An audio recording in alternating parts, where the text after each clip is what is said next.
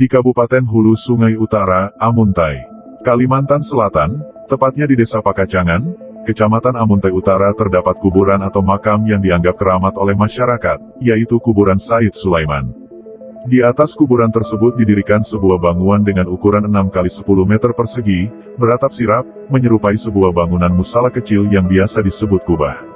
Said Sulaiman atau yang biasa juga dipanggil Datu Sulaiman ini dikenal dengan julukan, manusia sakti berkubur ganda atau satu jasad dua makam, karena beliau memiliki berbagai kesaktian dan dua kubur, satu di Pakacangan dan satunya lagi di Desa Padang Basar yang jaraknya kurang lebih 4 km.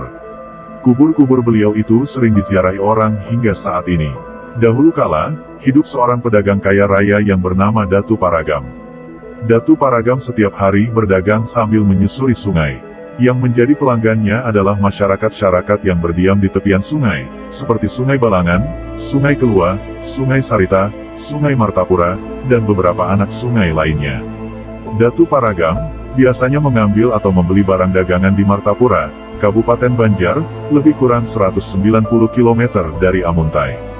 Ia membawa barang dagangan itu dengan kapal dagang menelusuri sungai sampai ke Amuntai. Barang-barang dagangan yang dijual adalah segenap keperluan rumah tangga sehari-hari, seperti garam, gula, teh, kopi, telur, dan peralatan-peralatan rumah tangga, barang-barang pecah belah berupa piring, senduk, wancuh, dan lain-lain.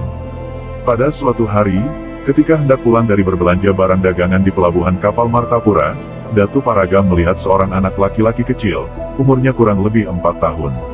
Anak itu tanpa busana atau telanjang. Ia menangis meronta-ronta ingin ikut kapal Datu Paragam. Namun, kapal sudah mulai merenggang. Anak tersebut melompat dan berdiri tegak tepat pada tumpukan telur, sementara telur-telur tersebut tidak pecah sedikitpun. Orang-orang sangat kaget melihat kejadian tersebut. Datu Paragam mencoba mendekati anak itu dan bertanya, "Wahai anak, siapa namamu?" Ucapnya lembut. "Said Sulaiman," jawab anak itu lantang. "Siapa nama ayah dan ibumu?" "Ayah bernama Muhammad Tahir dan ibu Sek Aminah," jawab anak itu. "Tetapi mereka sudah meninggal semua," lanjutnya sedih. "Dari mana asalmu?" tanya Datuk. "Saya dari Sumatera." "Wah, jauh juga?" Datuk kaget. Anak itu mengangguk sedih. "Maukah kau tinggal bersamaku?" ajak Datu Paragam. "Mau," ucap anak itu dengan gembira. "Baiklah, ayo, sini, anggaplah aku dan istriku sebagai orang tuamu," ucap Dafuk sambil meraih anak itu. Anak itu pun tersenyum dan mendekap Datuk dengan gembira. Selanjutnya, ia dimandikan, diberi pakaian baru, dan diberi berbagai makanan enak oleh Datu Paragam. Beberapa saat setelah itu, anak itu tertidur nyenyak sekali dan baru terjaga setelah kapal dagang tersebut tiba di Amuntai. Datu Paragam dan beberapa penumpang lainnya merasa heran karena perjalanan pulang dari Martapura ke Amuntai yang melewati sungai yang berkelok-kelok dengan menyongsong arus air yang cukup deras itu ternyata dapat ditempuh dalam jangka waktu yang tidak begitu lama. "Barangkali ini berkat aku menolong anak yang terlantar," bisik hati Datu Paragam. Said Sulaiman, yang terkadang dipanggil Said itu tumbuh menjadi anak yang sehat, cerdas, dan pandai bergaul. Ia sering menampakkan perangai yang aneh-aneh. Hal ini membuat orang-orang kagum dan terheran-heran karenanya. Peristiwa-peristiwa ganjil itu sering disaksikan langsung oleh Datu Paragam dan istrinya serta ternan-ternan sepergaulannya. Pada suatu hari, Said Sulaiman bermain sembunyi-sembunyian bapatakan dengan teman-temannya. Pada saat kalah, Said harus mencari teman-temannya yang bersembunyi, dan sebaliknya jika yang lain kalah, Said bersembunyi. Proses itu berlangsung berulang-ulang hampir 1 jam lamanya. Berikutnya, Said menang sehingga mendapat kesempatan untuk bersembunyi, sementara salah satu temannya sebagai pencari. Said dan teman-temannya yang lain bersembunyi berpencar. Teman-teman Said telah dapat ditemukan dengan mudah oleh si pencari, tetapi Said tidak dapat ditemukan, walaupun sudah berjam-jam. Teman-temannya heran di mana ia bersembunyi. "Said, di mana kau?" teriak anak-anak itu serentak. "Aku di depan kalian." "Di mana?" "Di atas pohon pisang," ucap Said lantang. Teman-teman Said Sulaiman sangat kaget ketika melihat anak itu bertengger di atas kelapa pisang dengan kesaktiannya meringankan tubuh. Pada hari berikutnya, permainan sembunyi-sembunyian kembali dilanjutkan. Dan, menghilangnya Said pun kembali terulang. Berjam-jam teman-teman Said mencari kesana kemari tidak terkecuali pohon-pohon pisang yang ada di sekitar tempat itu menjadi sasaran. Menurut perkiraan mereka, Said yang sakti itu akan bertengger di pelepah pisang yang lain, hanya tempatnya yang berbeda. Lantaran begitu lama mencari, mereka akhirnya angkat tangan. "Said, kami menyerah." "Di mana kau?" seru anak-anak beramai-ramai. "Aku di depan kalian," ucap Said lantang. "Di mana?" "Carilah di pohon jagung." Teman-teman Said kembali keheranan sebab mereka menemui Said yang bertengger di daun jagung dengan kesaktiannya mengecilkan tubuh. Saking kecilnya tubuhnya hanya sebesar ibu jari tangan. Usia anak-anak merupakan masa-masa bermain. Namun, Said Sulaiman masih menyisakan waktunya untuk membantu orang yang mengasuhnya dalam mengerjakan sesuatu. Misalnya, menuai padi, mencari ikan, dan berbelanja. Pada suatu siang belong, Datu Paragam dan istri pergi menuai padi dan Said dititipi tugas untuk menjaga padi yang sedang dijemur di tanah lapang. Tiba-tiba hari hujan lebat sekali, tanpa ada tanda-tanda sebelumnya, seperti awan tebal, mendung, angin, dan guntur, sedangkan Said tertidur nyenyak. "Bagaimana kau ini enak-enak tidur sementara padi dibiarkan diguyur hujan?" ucap Datu Paragam berang ketika tiba di rumah dan melihat jemuran sedang disiram oleh hujan yang lebat. "Maaf, Datu. Saya tidak mengira hari akan hujan sehingga saya tinggal tidur," ucap Said penuh penyesalan. Said bergegas mengambil seluruh padi yang sedang diguyur hujan, dan memasukkannya ke dalam lumbung padi tanpa menghiraukan badannya yang basah kuyup diguyur hujan. "Biar, tidak usah diambil, hujankan saja sekalian," istri Datuk marah. Tanpa sepatah kata pun Said menyelesaikan pekerjaannya dengan sabar. Setelah selesai, ia kembali tidur. Dengan wajah cemberut istri Datu Paragam mendekati tumpukan padi, kemudian memegangi padi-padi yang telah diguyur hujan. "Datu, coba pegang ini," seru istri Datu Paragam kepada suaminya dengan penuh keheranan. "Ada apa?" tanya Datu Paragam. "Padi kita ternyata kering," serunya.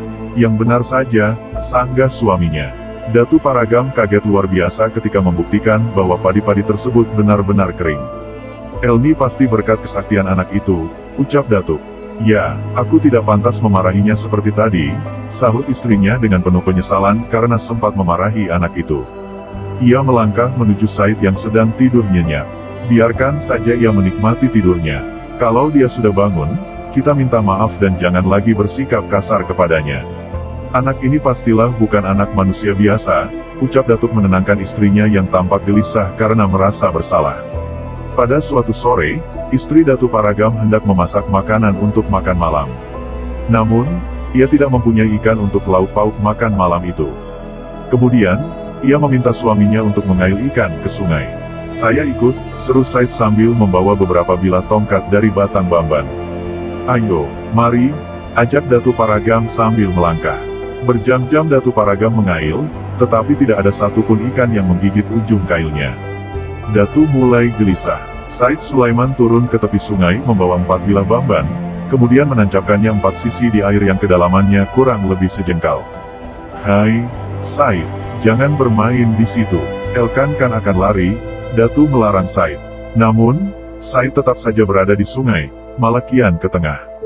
"Ayo, ambillah ikan-ikan yang ada di wilayah ini," ucap Said. "Jangan bercanda dengan Datu," ucap Datu agak kesal karena sudah lama tidak mendapat ikan barang seekor. "Saya tidak main-main, ambillah," ucap Said lagi. Setelah mendengar permintaan anak itu beberapa kali, dan melihat raut wajah yang tulus dan jujur, Datu mencoba berdiri dari duduknya, kemudian melangkah mendekati Said Sulaiman. Datu sangat terkejut ketika melihat ikan-ikan yang begitu banyak di tempat yang ditunjuk oleh Said. Lalu, ia mengambil ikan itu satu persatu. "Terima kasih, Nak. Ibumu tentu senang sekali karena kita bisa mendapatkan ikan yang diinginkan. Tidak perlu berterima kasih kepada saya. Berterima kasihlah pada Allah, Tuhan yang Maha Pemurah," ucap Said. "Terima kasih, Tuhan," ucap Datu sambil mengangkat tangan, kemudian mengusapkannya ke wajahnya. Selanjutnya, ia kembali sibuk memasukkan ikan-ikan itu ke keranjangnya yang sudah hampir penuh. "Cukup, Datu. Sisakan untuk orang-orang di belakang kita," pinta Said sambil tersenyum. Ya, Datu berhenti mengambil ikan yang ada di air yang dangkal itu dan segera pulang membawa ikan-ikan hasil tangkapan yang cukup banyak. Pada suatu hari terdengar kabar bahwa pasukan Belanda akan menggempur desa Padang Basar dan sekitarnya. Masyarakat hendak melarikan diri, tetapi tidak sempat lagi karena pasukan kian dekat. Untuk melawan juga tidak berani karena jumlah pasukan itu sangat besar dan memiliki persenjataan yang lengkap. Said Sulaiman melompat ke tengah kerumunan manusia yang sedang panik itu. "Sekarang, ikuti perintahku," ucap Said lantang. "Apa yang perlu kita lakukan?" desak orang-orang. "Ambillah tali dan bentangkan." Orang-orang bergegas mencari tali dari pelepah pisang yang kering, kemudian membentangkannya menyilang jalan, dengan cara mengikatnya dari pohon yang satu ke pohon yang lain, yang masing-masing berseberangan. Setelah melakukan hal itu, orang-orang bersembunyi di semak-semak sambil menyaksikan gerak-gerik pasukan Belanda. Tidak lama kemudian, pasukan Belanda tiba. Namun, pasukan itu kemudian berbalik arah karena menurut penglihatan mereka jalan buntu. Said Sulaiman semakin dewasa dan tumbuh menjadi seorang pemuda yang gagah dan tampan serta mempunyai sopan santun yang tinggi sehingga sangat disenangi orang, dari tua sampai muda. Ia juga sangat suka menuntut ilmu pengetahuan, terutama ilmu agama Islam sehingga ia selalu mendatangi rumah tuan guru untuk memperdalam ilmu agama. Tidaklah mengherankan, hampir tidak ada tuan guru di daerah Amuntai yang tidak pernah dijadikannya sebagai gurunya ketika itu. Ketika berusia 40 tahun, Said Sulaiman diserang penyakit.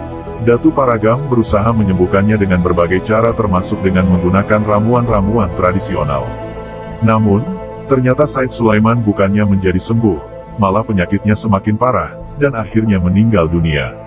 Orang sangat menyayangkan hal itu karena Said Sulaiman meninggal dalam keadaan masih sendiri, tidak sempat kawin dan meninggalkan anak atau keturunan yang mewarisi ketampanan, kesaktian, keramah tamahan, dan segenap sifat-sifat terpuji yang dimilikinya. Akan tetapi, Said Sulaiman sempat menularkan sifat-sifat terpuji itu kepada kawan-kawan sejawatnya. Kabar meninggalnya Said Sulaiman dengan cepat menyebar ke seluruh penjuru desa. Orang-orang segera berdatangan untuk berbelasungkawa. Masalah penguburan sempat membingungkan masyarakat sebab sebagian menginginkannya di Padang Basar, tetapi yang lain meminta di Pakacangan sebab di sini terdapat sejumlah sahabat karib beliau. Pada saat perundingan untuk tempat pemakanan Said Sulaiman itu, salah seorang sahabat karibnya mengangkat tangan. Lalu, ia berbicara dengan lantang bahwa tadi malam ia telah bermimpi berbincang-bincang dengan Said Sulaiman tentang di mana sebaiknya menguburkan jasadnya itu. Dalam mimpi itu Said Sulaiman mengatakan bahwa pada pagi hari ia ingin dikuburkan di depan rumah Datu Paragam yang terletak di desa Padang Basar.